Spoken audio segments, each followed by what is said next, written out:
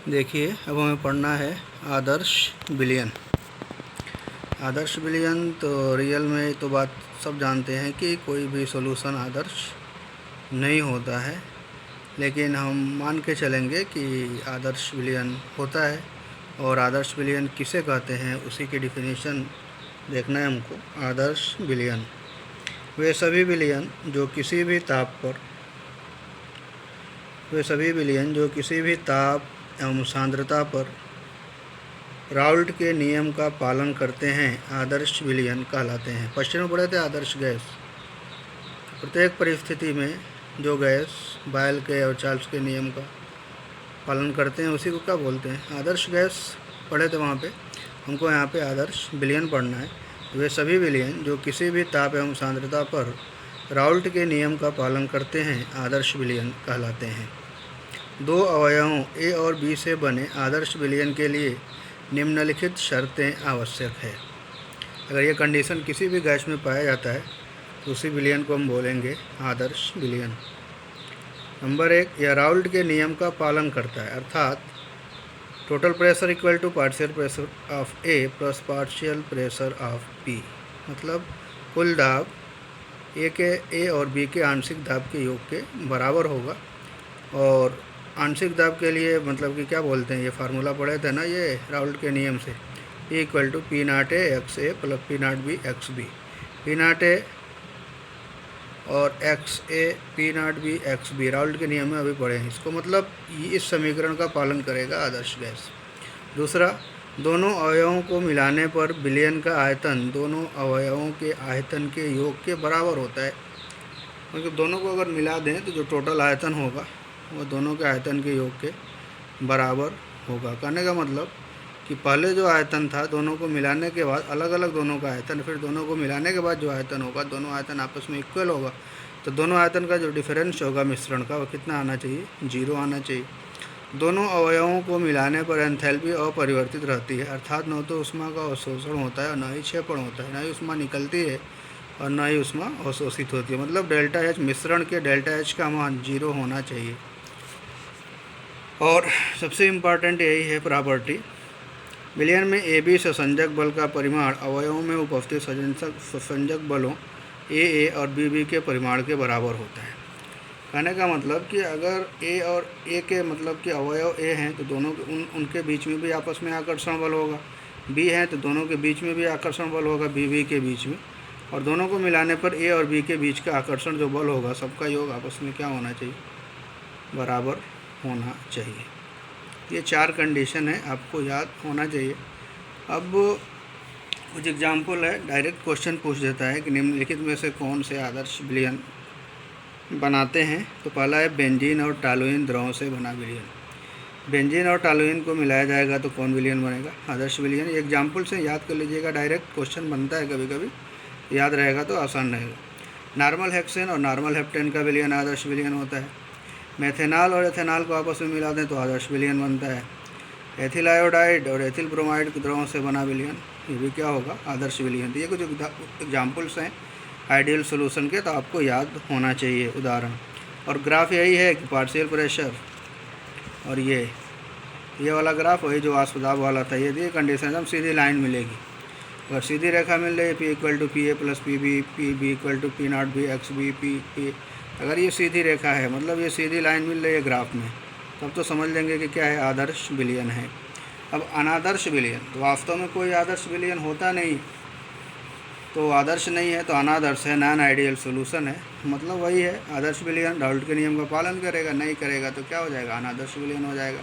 वे विलयन जो किसी भी ताप या सांद्रता पर राउल्ट के नियम का पालन नहीं करते हैं तथा अवयवों के निर्माण के दौरान एंथैल्पी परिवर्तन तथा आयतन परिवर्तन प्रदर्शित करते अनादर्श विलयन कहलाते हैं। राउल्ट के नियम का पालन नहीं करेंगे, उनके आयतन में परिवर्तन कुछ ना कुछ होगा और उनके एंथैल्पी में भी कुछ ना कुछ परिवर्तन होगा। मतलब उनके डेल्टा एच और डेल्टा वी का मान 0 नहीं होगा। क्लियर?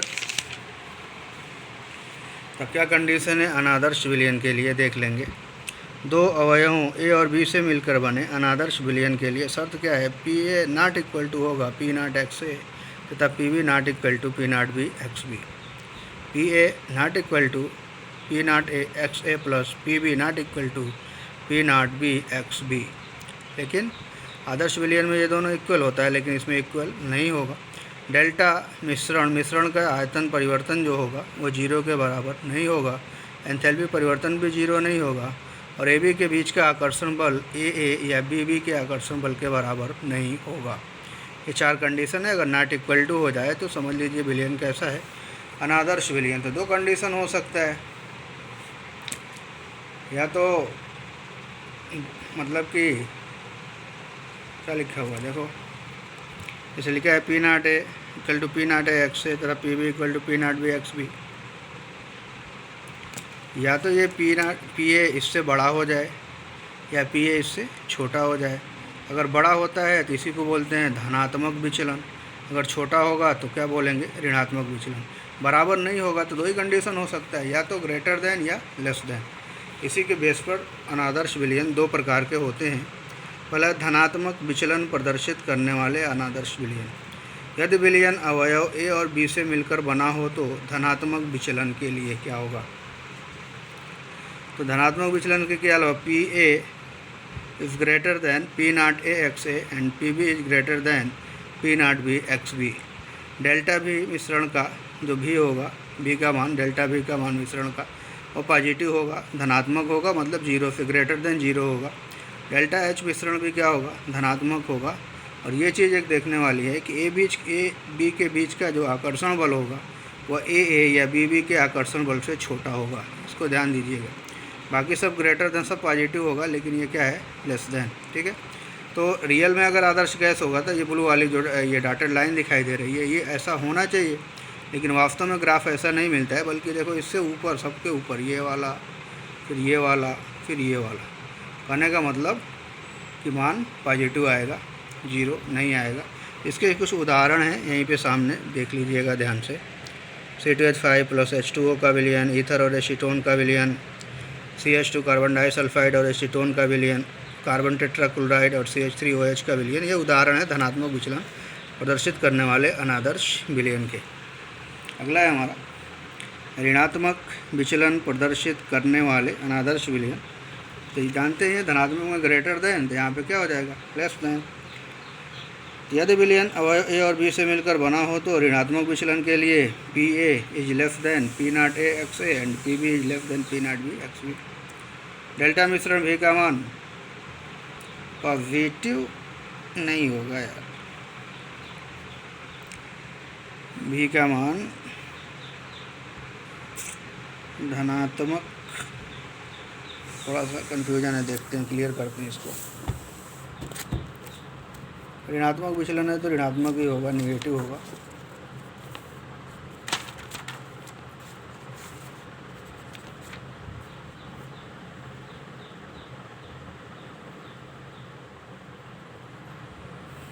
निगेटिव होगा, थोड़ा सा मिसप्रिंट हो गया, सही कर लीजिएगा इसको। क्या हो जाएगा, ये निगेटिव होगा, पॉजिटिव नहीं होगा, एकदम सही कर लीजिएगा, थोड़ा सा ये गलत होगा, ऋणात्मक होगा। ठीक है, तो इसको ध्यान से सही कर लीजिएगा देख करके। यदि विलयन ए और बी से मिलकर बना हो तो ऋणात्मक विचलन के लिए P naught A is less than P naught B is less than P naught B X B. Delta मिश्रण भी का मान निगेटिव, डेल्टा एच का मान भी निगेटिव। और ए बी के बीच का जो आकर्षण बल होगा वो ग्रेटर देन होगा ए के आकर्षण बल से या बी के आकर्षण बल से। इसका भी एग्जाम्पल है, थोड़ा ध्यान से देख लीजिएगा। क्लोरोफार्म और एसीटोन का मिश्रण, क्लोरोफार्म और बेंजीन का मिश्रण, H2 और HCl का मिश्रण, क्लोरोफार्म और ईथर का मिश्रण, ये सारे एग्जाम्पल्स हैं।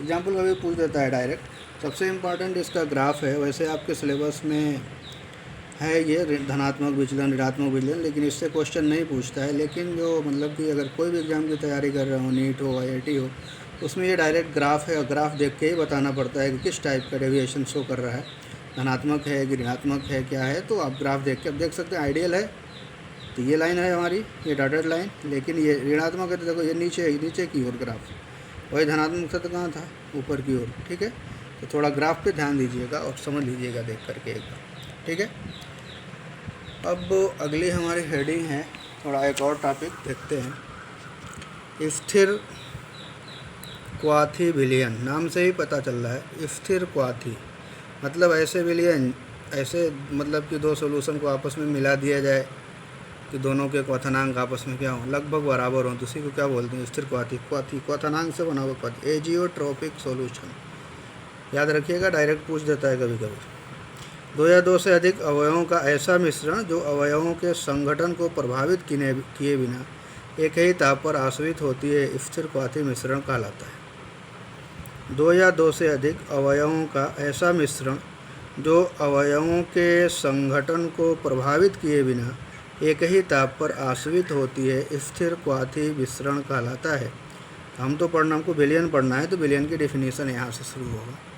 वे मिश्रण जिनका द्रव और वाष्प प्रावस्थाओं में संघटन समान होता है तथा जो एक निश्चित ताप पर उबलते हैं, स्थिर क्वाथी विलयन कहलाते हैं।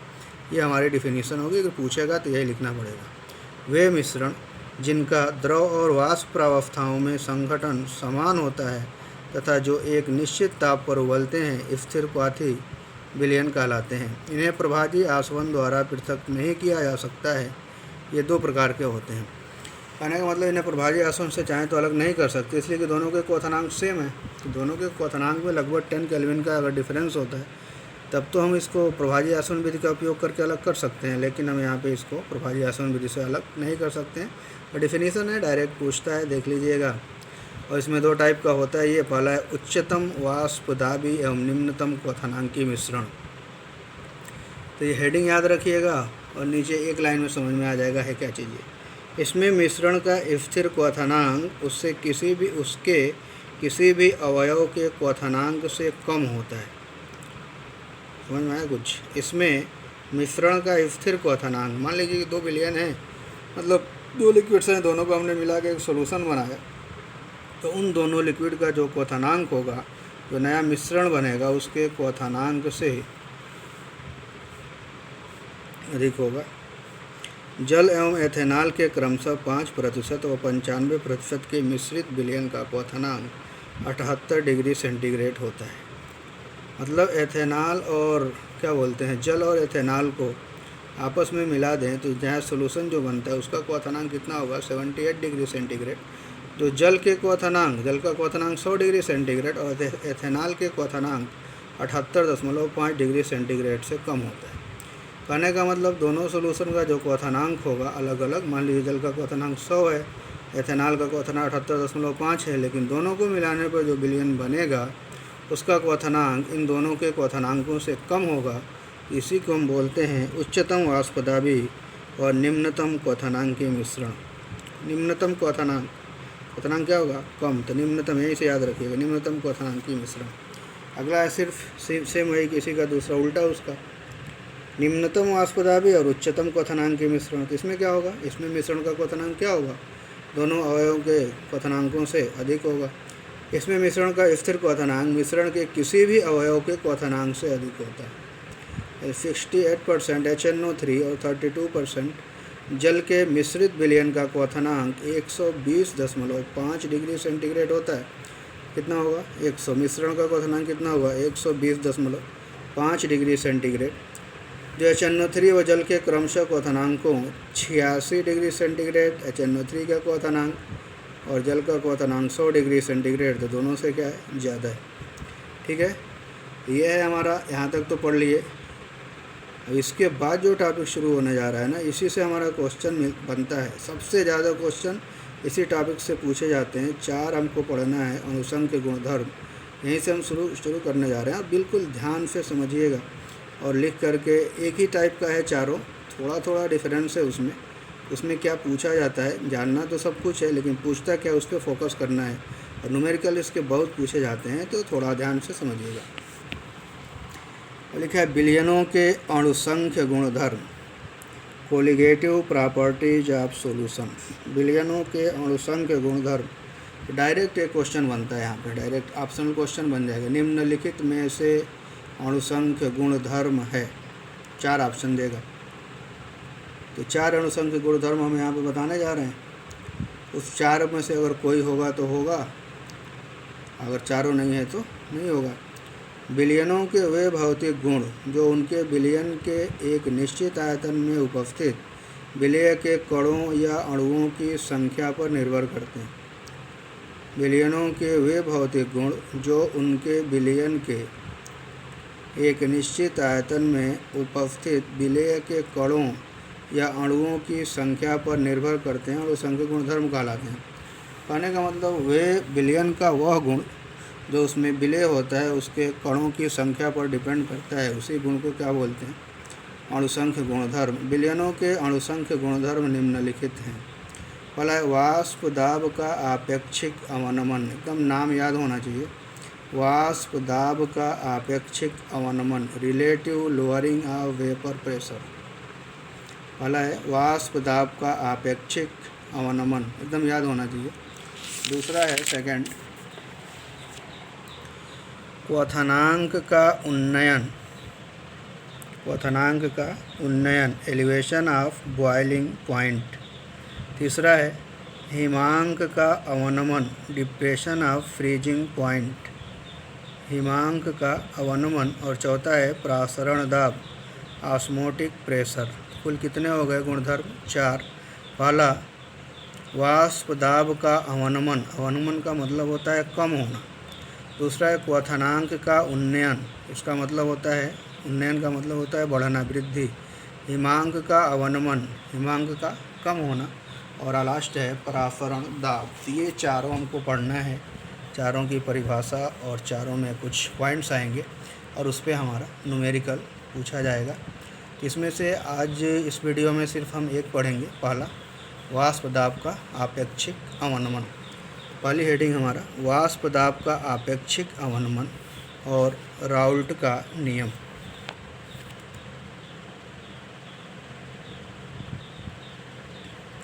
तो वाष्प दाब में तो हम पढ़ चुके हैं, वहीं से हम डायरेक्ट वहाँ पढ़ा चुके हैं, इसलिए यहाँ डायरेक्ट यहीं से स्टार्ट करते हैं। किसी अवाष्पशील विलेय पदार्थ को किसी द्रव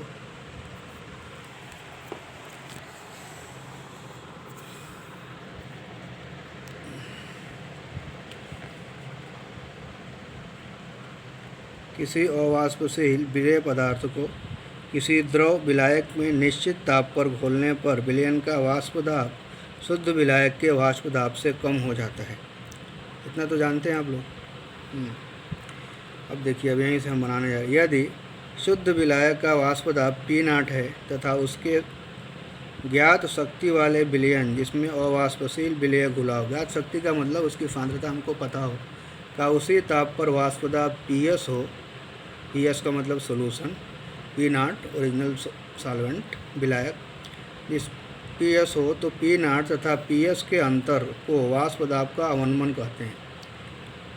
कितनी कमी हो गई? P0 माइनस PS, इसी को क्या बोलते हैं? वाष्प दाब का अवनमन कहते हैं। अब यहाँ से देखते हैं, अवनमन समझ में आ गया ना। अगर शुद्ध विलायक का वाष्प दाब P0 और उसमें विलेय पदार्थ घोलने पर सोल्यूशन बना, उसका वाष्प दाब PS हो, तो दोनों मतलब वाष्प दाब कम होता है, तो मतलब P0 का मान ज़्यादा होगा, PS का मान कम होगा, तो दोनों के बीच का जो डिफरेंस होता है उसी को हम बोलते हैं वाष्प दाब का अवनमन। तब विलयन के वाष्प दाब में अवनमन और शुद्ध विलायक के वाष्प दाब का अनुपात वाष्प दाब का आपेक्षिक अवनमन कहलाता है। समझ में आ गया? वाष्प दाब का अवनमन और इसी में हम क्या कर दें, इसी में हम भाग दे दें विलायक के वाष्प दाब के, मतलब P0 से, तो इसी को क्या बोलते हैं? वाष्प दाब का आपेक्षिक अवनमन। तो विलयन के वाष्प दाब में अवनमन और शुद्ध विलायक के वाष्प दाब का अनुपात वाष्प दाब का आपेक्षिक अवनमन कहलाता है। यहाँ से देखते हैं थोड़ा। सन 1848 में वान वेवो ने विभिन्न प्रयोगों तथा उनके परिणामों से सिद्ध किया कि यद्यपि P0 का मान ताप के साथ बढ़ता है, टेम्परेचर के साथ P0 का मान बढ़ेगा, परंतु P0 minus PS upon P0 का मान किसी तनु विलयन के लिए प्रत्येक ताप पर सदैव स्थिर रहता है।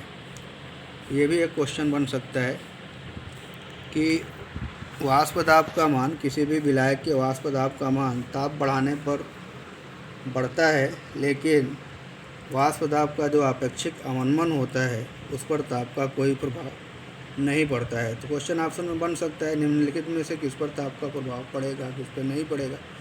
तो P0 पे पड़ सकता है, PS पे पड़ सकता है, लेकिन दोनों के डिफरेंस पर भी ताप का प्रभाव पड़ सकता है।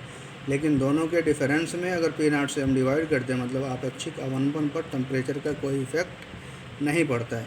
तो वाष्प दाब में अवनमन P0 माइनस PS, वाष्प दाब का आपेक्षिक अवनमन वाष्प दाब में अवनमन बटा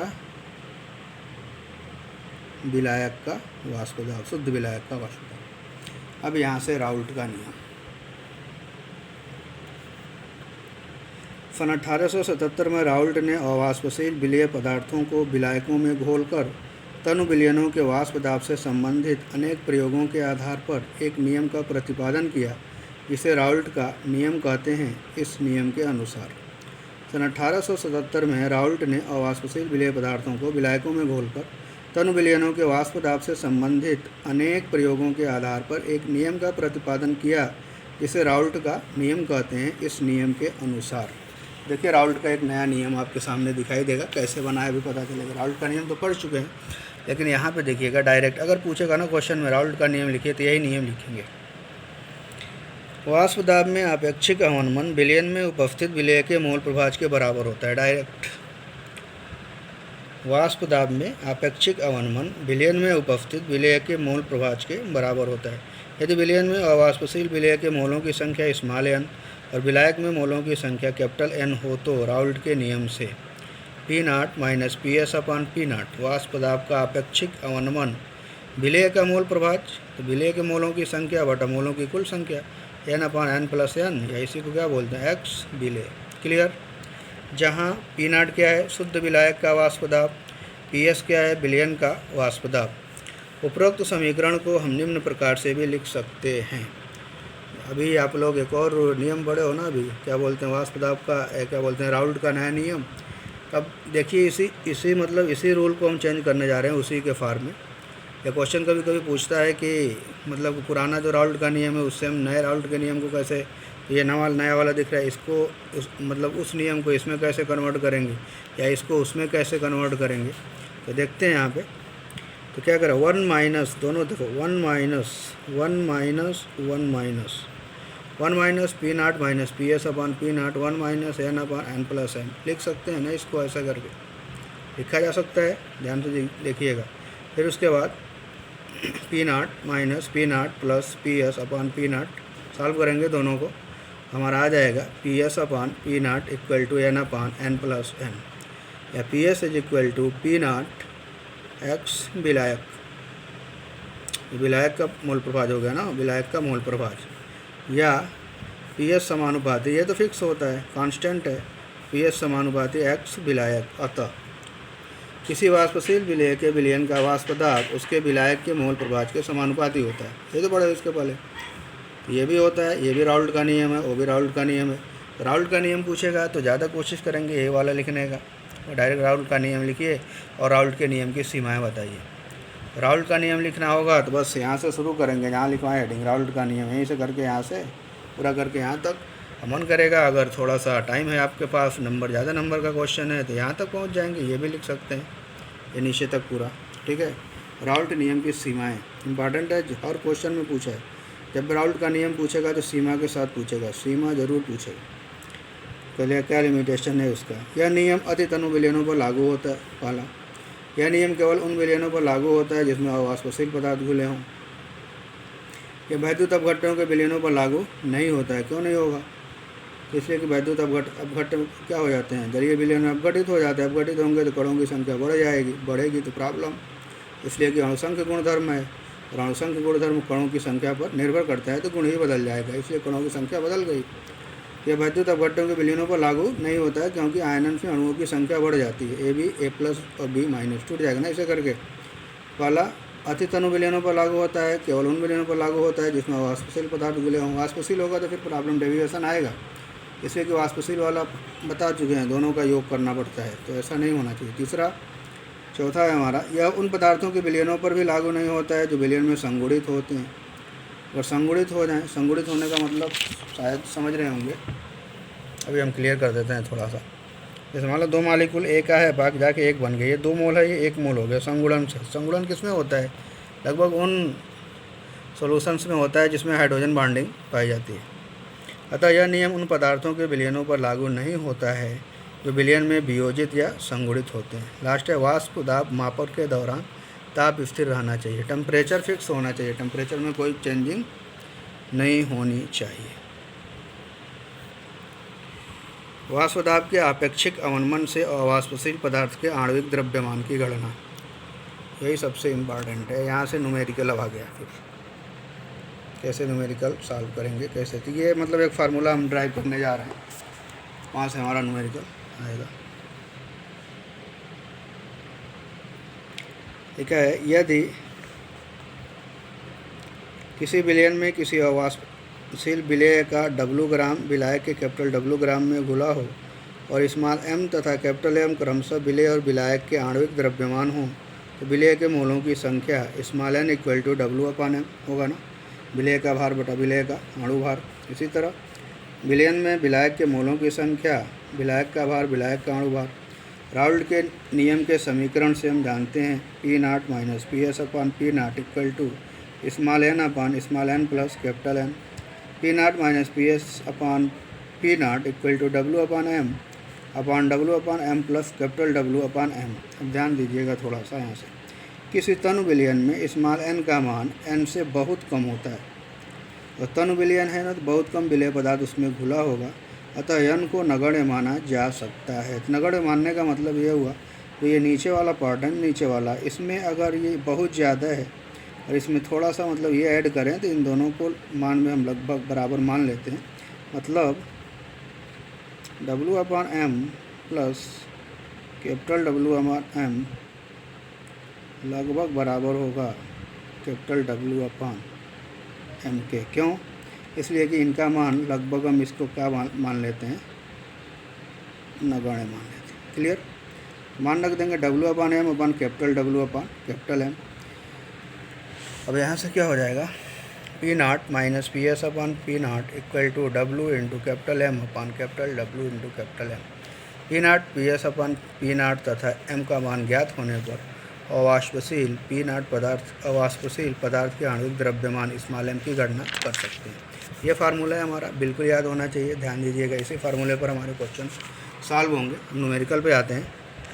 पहला है, किसी ताप पर शुद्ध बेंजीन का वाष्प दाब 0.85 बार 0.5 ग्राम अवाष्पशील विद्युत अनपघट्ट ठोस को 39 ग्राम बेंजीन में घोला गया। प्राप्त विलयन का वाष्प दाब 0.845 बार है। ठोस का मोलर द्रव्यमान क्या है? बेंजीन का मोलर द्रव्यमान 78 यूनिट है। पहला बेंजीन विलायक का वाष्प दाब P0 0.850 दिया हुआ है। विलयन का वाष्प दाब PS का मान दिया है 0.845 बार। वाष्प दाब में अवनमन P0 minus PS 0.850 minus 0.845 equal to 0.005 bar. Clear? विलेय का द्रव्यमान, विलेय का मतलब विद्युत अनपघट्ट का द्रव्यमान W 0.5 ग्राम। विलायक का मतलब बेंजीन का द्रव्यमान दिया है 39 ग्राम। विलायक का मोलर द्रव्यमान कैपिटल M 78। विलेय का मोलर द्रव्यमान M कैलकुलेट करना है। हम फार्मूला जानते हैं, P0 minus PS/P0 equal to W into capital M upon capital W into small m। मान रख देंगे 0.005 0.85 0.5 78। सॉल्व करेंगे टोटल तो m का मान आ जाएगा 170 ग्राम पर मोल। क्लियर? अणुभार कितना हो जाएगा? 170 ग्राम।